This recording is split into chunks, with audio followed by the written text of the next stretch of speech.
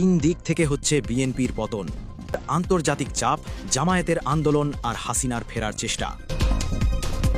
এই তিন দিকের চাপ এতটাই শক্তিশালী যে বিএনপি যতই চেষ্টা করুক না কেন তারা টিকতে পারবে। বাংলাদেশের রাজনৈতিক ইতিহাসে সবথেকে ভয়াবহ পতন হবে বাংলাদেশ জাতীয়তাবাদী দল বিএনপির এবং সবথেকে ভয়াবহ পরিণতি হবে জনাব তারেক রহমানের বর্তমান প্রধানমন্ত্রী। বাংলাদেশের মানুষ খুব না একটি দল যার জন্ম রাষ্ট্রের জন্মের আগেই, এখন রাষ্ট্রই তাকে নিষিদ্ধ করছে। একসময় এই ভূখণ্ডের জন্মের আগেই স্বপ্ন বুনেছিল, যে দলটির নাম শুনলেই স্বাধীনতার গল্প জেগে ওঠে, সেই বাংলাদেশ আওয়ামী লীগ আজ নিষিদ্ধতার খাতায় নাম লিখিয়েছে।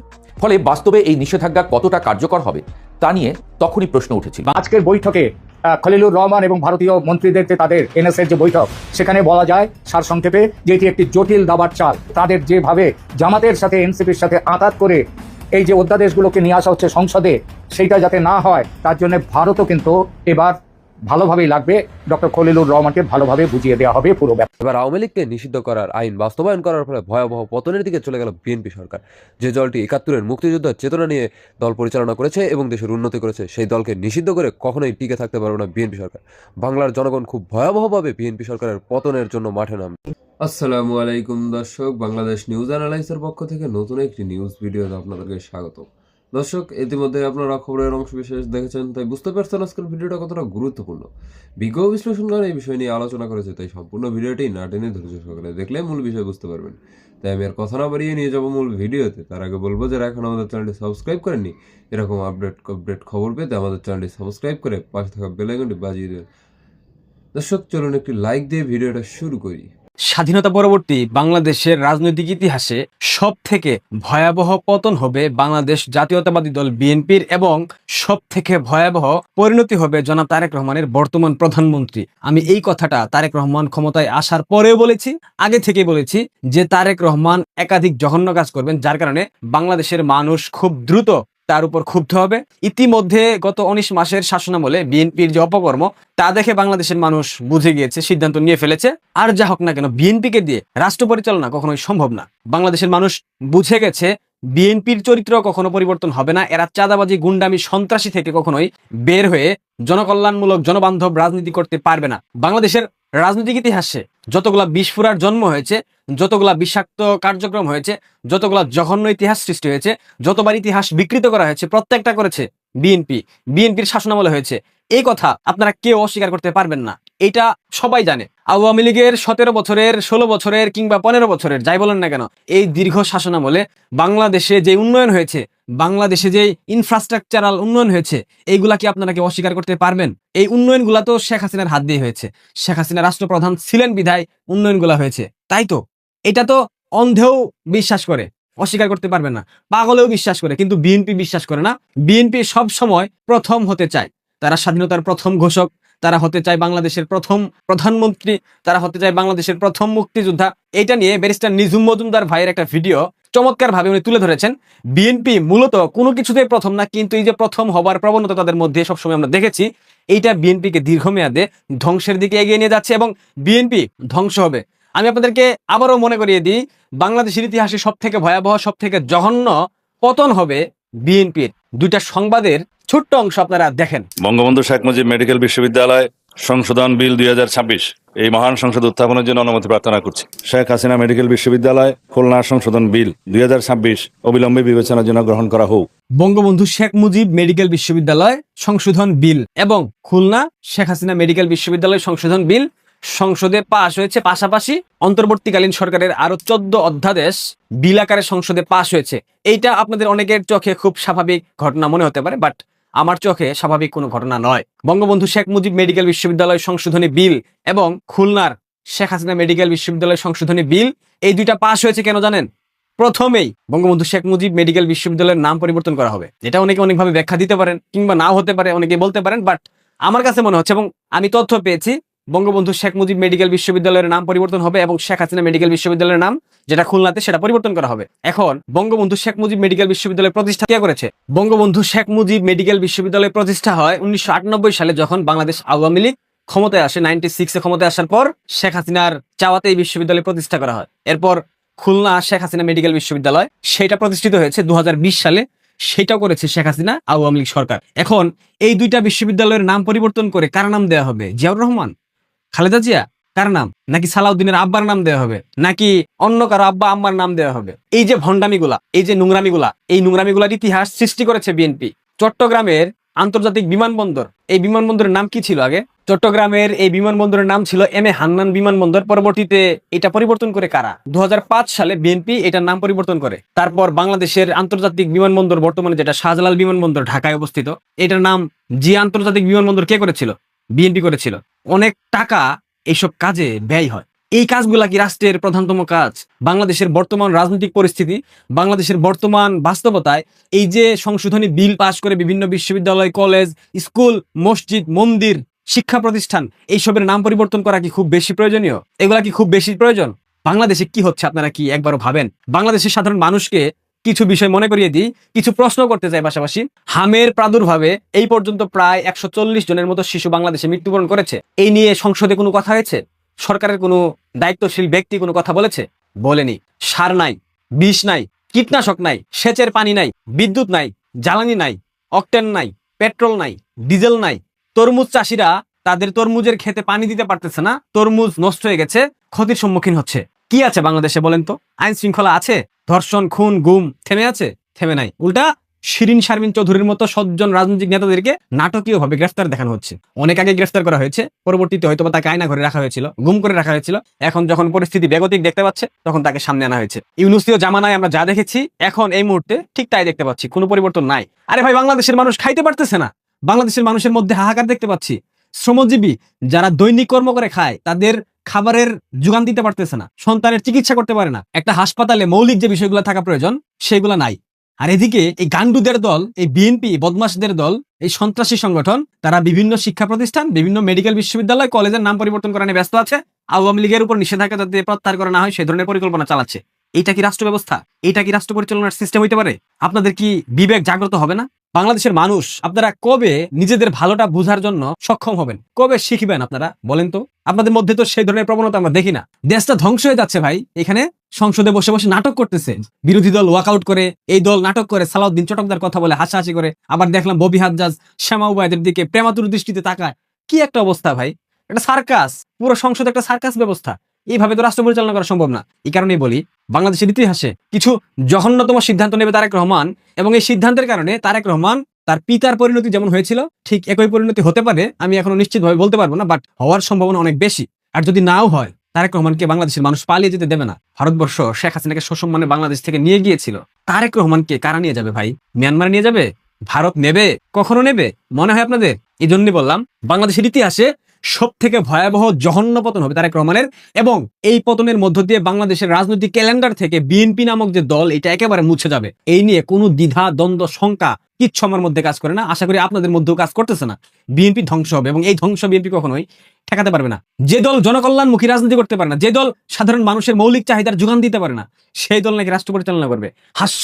শেখ হাসিনার শাসনামলে আন্তর্জাতিক অপরাধ ট্রাইব্যুনাল করা হয়েছিল রাজাকারদের বিচার করার জন্য, এবং সে আন্তর্জাতিক অপরাধ ট্রাইব্যুনালে রাজাকারদের বিচার হয়েছে, এবং অনেক রাজাকার ওই আন্তর্জাতিক ট্রাইব্যুনালের রায়ের মাধ্যমে ফাঁসিতে ঝুলেছে। তারা যে রাজাকার সেটা ওই আন্তর্জাতিক অপরাধের ট্রাইব্যুনালে প্রমাণিত হয়েছিল। কিন্তু 5 আগস্ট শেখ হাসিনা সরকার পতনের পর সেম একইভাবে ওই আন্তর্জাতিক অপরাধ ট্রাইব্যুনালে শেখ হাসিনা সহ আওয়ামী লীগের শীর্ষ পর্যায়ে নেতাদের বিচার করা হচ্ছে, এবং ওই আন্তর্জাতিক অপরাধ ট্রাইব্যুনালে শেখ হাসিনা ফাঁসির ঘোষণা করা হয়েছে। এখন আমার কথা হচ্ছে, যে আন্তর্জাতিক অপরাধ ট্রাইব্যুনাল গঠনই করা হয়েছে শুধু রাজাকারদের বিচার করার জন্য, সে আন্তর্জাতিক অপরাধ ট্রাইব্যুনালে কোন হিসাবে শেখ হাসিনা এবং শীর্ষ পর্যায়ের আওয়ামী লীগ নেতাদের বিচার করা হচ্ছে? আওয়ামী লীগের শীর্ষ পর্যায়ের নেতারা এবং শেখ হাসিনা কি রাজাকার? আমি ধরেই নিলাম যেখানে বিচার করছে ঠিক আছে, কিন্তু শেখ হাসিনাকে কোন হিসাবে ফাঁসির ঘোষণা করা হলো সেটা নিয়ে অনেক বেশি বিতর্ক আছে, এবং বহির্বিশ্বের অনেক জায়গায় ল ফার্ম থেকেও চিঠি এসেছে এই ফাঁসির বিতর্ক নিয়ে। ডক্টর ইউনূস ওই সকল বিষয়গুলো মিডিয়াতে প্রচার করতে দেয়নি। আমার কথা হচ্ছে, শেখ হাসিনার নামে 250-এর উপর হত্যা মামলা করা হয়েছে, তার মধ্যে 200 থেকে 240টা হত্যা মামলা কোনো বেলই নেই, কোনো প্রুভই নেই, অনেকে মারা যায়নি, ওকে মৃত বানিয়ে শেখ হাসিনার নামে হত্যা মামলা করা হয়েছে। তো যে মামলাগুলোর কোনো ভিত্তি নেই, যাদেরকে মৃত বলে ঘোষণা করা হয়েছে, যারা মারা যায়নি, ওই সকল মামলার রায় দিয়ে শেখ হাসিনাকে ফাঁসির ঘোষণা করে দেওয়া হয়েছে। এবং যে মামলার রায়ের ঘোষণা করা হয়েছে, ফাঁসির দেওয়া হয়েছে শেখ হাসিনাকে, ওই মামলা যে শেখ হাসিনা নির্দেশ দিয়ে হত্যা করতে বলা হয়েছে তারও কোনো প্রমাণ আছে? নিজেরা মামু ভাই না কোর্টের মধ্যে বসে বসে ক্যাঙ্গারু কোর্টে নিজেরা সিদ্ধান্ত নিয়ে নিজেরা প্রমাণ করে নিজেরাই শেখ হাসিনার মামলায় ঘোষণা করে ফাঁসির দিয়ে দেওয়া হয়েছে।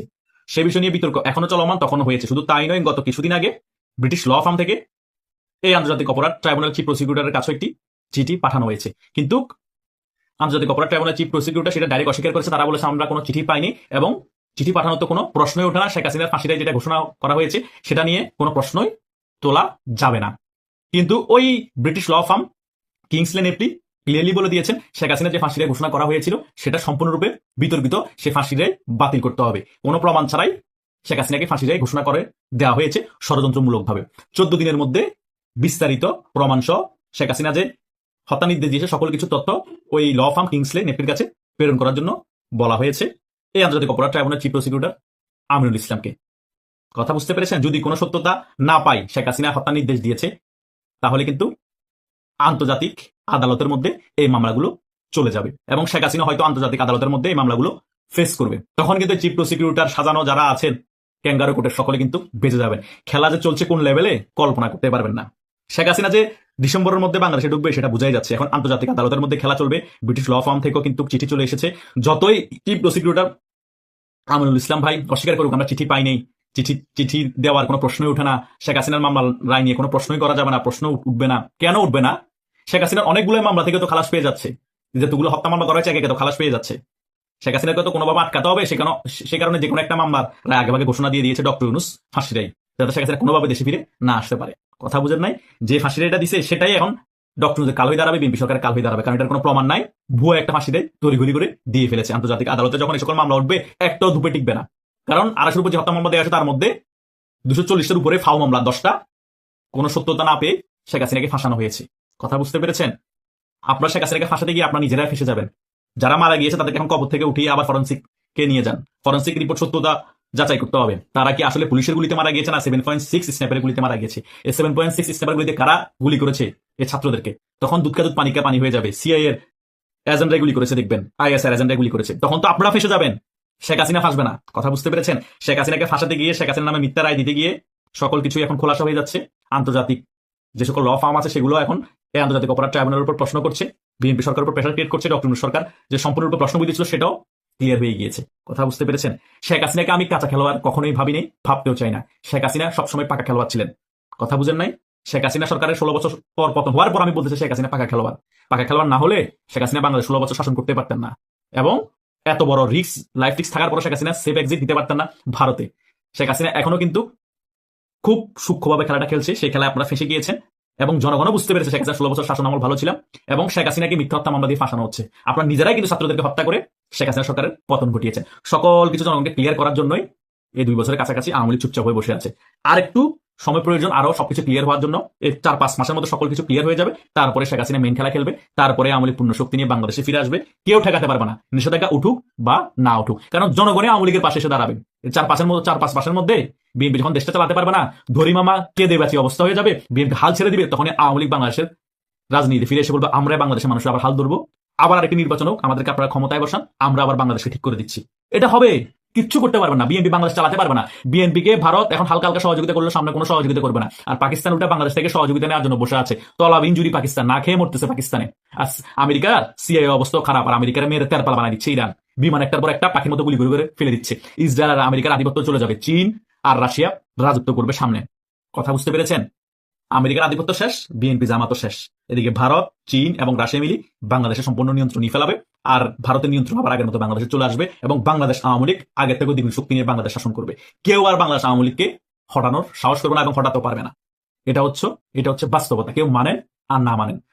সো এখন যারা খুব লাফালাফি করতেছেন, যারা মনে করছেন আওয়ামী লীগ 20 বছর আসবে না, 10 বছর ক্ষমতায় আসবে না, তারা এখন মায়ের ভোগে আছেন। আপনারা কতদিন ক্ষমতায় টিকবেন সেটা আগে চিন্তা করেন। অলরেডি 2 মাস হয়নি, জনগণ আপনাদের অনেককে ছিঁড়ে ফেলতে মন চাচ্ছে। জনগণের অনেকের সাথে তো আমাদের কথা হয় জনগণের, তারা বলছে আমরা কোনো রাজনীতি করি না, কিন্তু শেখ হাসিনা সরকারের আমলে আমরা ভালো ছিলাম, শেখ হাসিনা হচ্ছে গরিবের সরকার।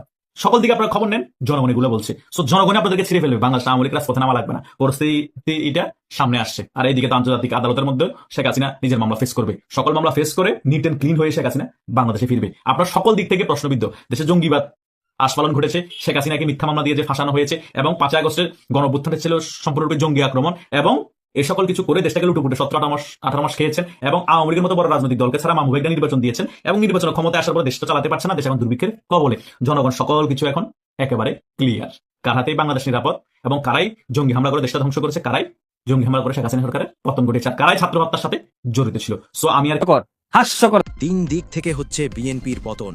ইউনূসের আন্তর্জাতিক চাপ, জামায়াতের আন্দোলন আর হাসিনার ফেরার চেষ্টা বিএনপির সবচেয়ে বড় ভুল।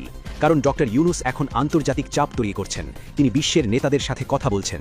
তিনি বলছেন, দেখুন, বাংলাদেশে গণতন্ত্র হুমকির মুখে। জনগণ গণভোটে ভোট দিয়েছিল, 70% মানুষ জুলাই সনদের পক্ষে, কিন্তু সরকার সেটা মানছে না, জনগণের রায় উপেক্ষা করছে। এবং যখন আন্তর্জাতিক সম্প্রদায় এই কথা শুনবে একজন নোবেল বিজয়ীর মুখ থেকে, তখন তারা কি করবে? তারা চাপ দেবে বিএনপি সরকারের ওপর। তারা বলবে, তোমরা জনগণের রায় মানো, গণভোটের ফলাফল বাস্তবায়ন করো, নইলে আমরা সাহায্য বন্ধ করব, বিনিয়োগ বন্ধ করব, অর্থনৈতিক চাপ দেব। এবং বাংলাদেশ নির্ভরশীল বিদেশি সাহায্য এবং বিনিয়োগের ওপর। যদি সেগুলো বন্ধ হয়ে যায়, তাহলে অর্থনীতি কি হবে? এলপিজি গ্যাসের দাম ইতোমধ্যে আকাশ ছোঁয়া, বিদ্যুৎ সংকট আছে, জ্বালানি সংকট আছে। এর ওপরে যদি আন্তর্জাতিক চাপ যোগ হয়, তাহলে সরকার টিকবে কিভাবে? এবং এটাই ডক্টর ইউনূসের খেলা। প্রথম দিক থেকে চাপ, আন্তর্জাতিক চাপ, এবং এই চাপ ক্রমাগত বাড়ছে, কারণ ডক্টর ইউনূস থামেন না। তিনি লড়ে যান এবং তার কাছে আছে নৈতিক কর্তৃত্ব। তিনি বলতে পারেন, আমি নির্বাচন দিয়েছি, আমি গণভোট করিয়েছি, জনগণ ভোট দিয়েছে এবং সরকার সেটা মানছে না। এটা কি গণতন্ত্র? এবং এই প্রশ্নের কোনো জবাব নেই বিএনপির কাছে। প্রিয় দর্শক, আশা করি সম্পূর্ণ ভিডিওটি ধৈর্য সহকারে দেখেছেন এবং মূল বিষয় বুঝতে পেরেছেন। এই ভিডিওটি নিয়ে আপনার মূল্যবান মতামত কি তা কমেন্ট বক্সে জানিয়ে যাবেন। যারা এখনও আমাদের চ্যানেলটি সাবস্ক্রাইব করেননি, এরকম আরও আপডেট খবর পেতে আমাদের চ্যানেলটি সাবস্ক্রাইব করে পাশে থাকা বেল আইকনটি বাজিয়ে দিবেন। আজ এখানেই বিদায় নিচ্ছি। দেখা হবে নতুন কোনো ভিডিওতে, নতুন কোনো টপিক নিয়ে। ততক্ষণ সুস্থ থাকুন, সুরক্ষিত থাকুন। আল্লাহ হাফেজ।